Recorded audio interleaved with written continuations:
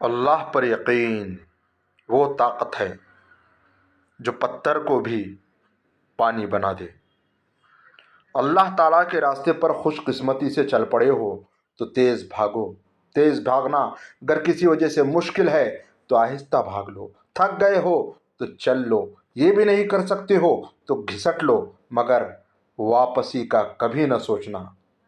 امام شافعی رحمۃ اللہ علیہ۔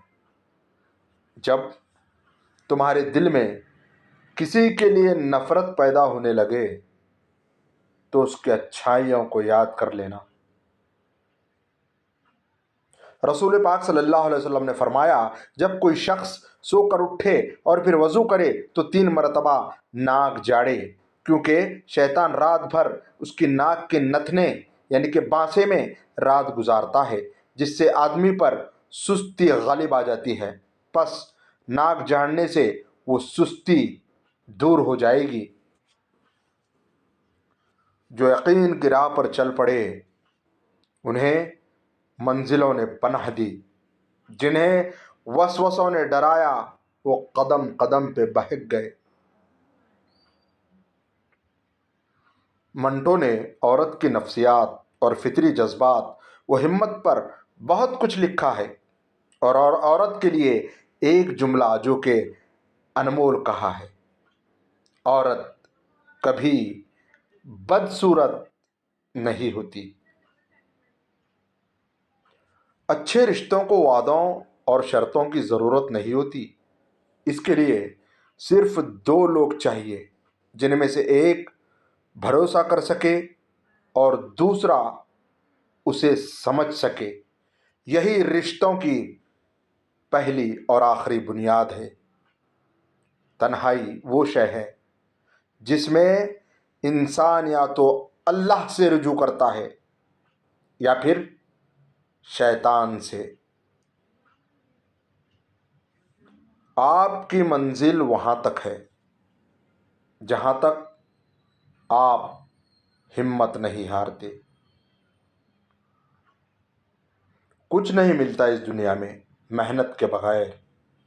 مجھے اپنا سایہ بھی دھوپ میں جانے کے بعد ملا۔ ہجوم کے ساتھ غلط راہ پر چلنے سے بہتر ہے کہ آپ تنہا راہ ہدایت پر چل پڑیں۔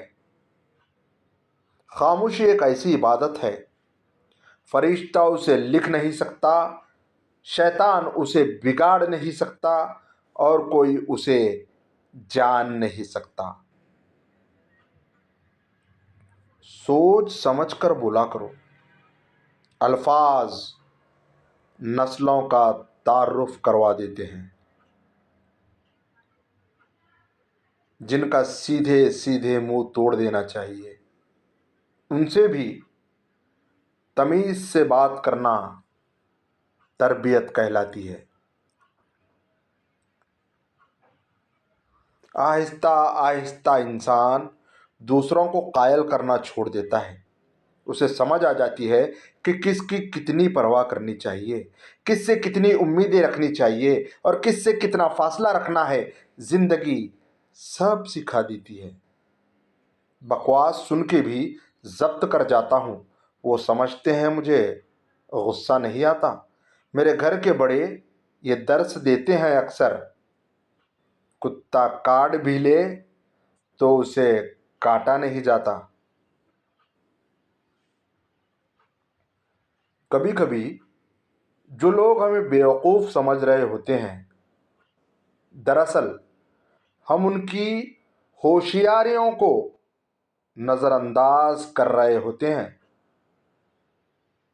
حضرت علی رضی اللہ تعالیٰ عنہ فرماتے ہیں، جہاں سچائی اور خلوص نظر آئے وہیں دوستی کا ہاتھ بڑھاؤ، ورنہ تنہائی تمہاری بہترین ساتھی ہے۔ مولا علی علیہ السلام نے فرمایا، اگر دنیا بہترین جگہ ہوتی تو یہاں کوئی روتے ہوئے پیدا نہ ہوتا۔ امام علی رضی اللہ تعالیٰ عنہ نے فرمایا، جو لوگوں سے کم آرزوئیں وابستہ رکھے اور ان سے بے نیاز ہو کر رہتا ہے، اللہ عز و جل اسے غنی اور تونگر کر دیتا ہے۔ سبحان اللہ۔